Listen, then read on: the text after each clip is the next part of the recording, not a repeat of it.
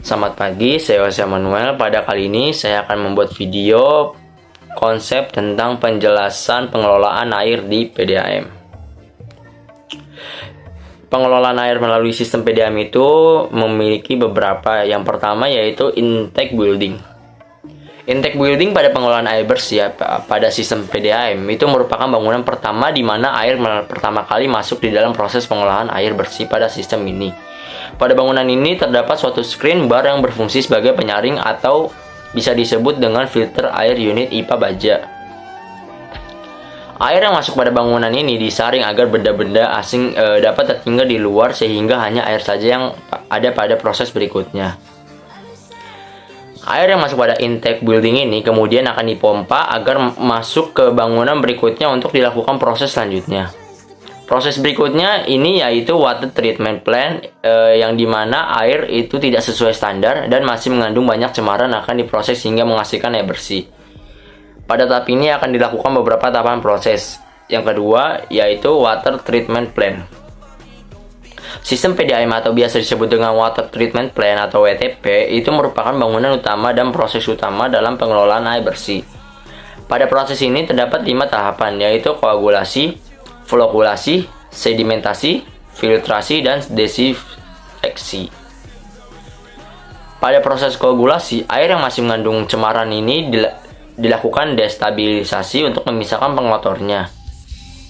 Umumnya pada tahap ini dibantu dengan zat kimia berupa tawas dan pengadukan. Tahap kedua yaitu flokulasi.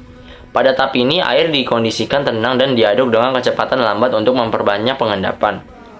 Kemudian dilanjutkan pada proses desedimentasi yang dimana dilakukan pengendapan terhadap kotoran air yang mulai terpisah dengan air. Berikutnya dilakukan tahap filtrasi. Air yang telah dipisahkan dengan kotorannya dilakukan penyaringan ulang agar benar-benar bersih. Tahap terakhir pada bagian WTP di sistem PDAM ini yaitu desinfeksi. Air yang telah lama sampai pada tahap filtrasi belum tentu terbebas dari kuman bakteri. Oleh karena itu, pada tahap terakhir pengolahan air ini adalah proses desinfeksi. Pada proses ini umumnya itu menggunakan zat kimia yang berupa klorin untuk menghilangkan mikroba yang ada pada air. Setelah melewati proses ini, kemudian air dialirkan ke reservoir. Yang ketiga, reservoir sistem PDAM. Pada tahap ini, air akan dialirkan ke dalam bak atau bangunan penampungan sebelum didistribusikan ke masyarakat. Bangunan umum ini diletakkan pada tempat yang lebih tinggi daripada sasaran. Hal ini untuk memudahkan air mengalir melalui pipa-pipa distribusi.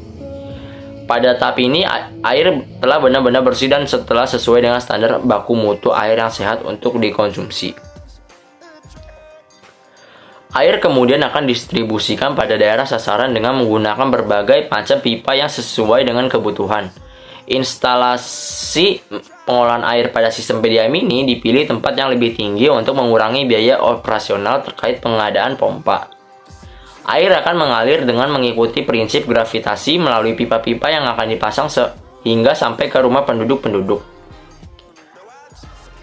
Sekian konsep tentang pengelolaan air PDAM ini yang telah saya buat videonya. Semoga bermanfaat. Sekian dari saya, terima kasih.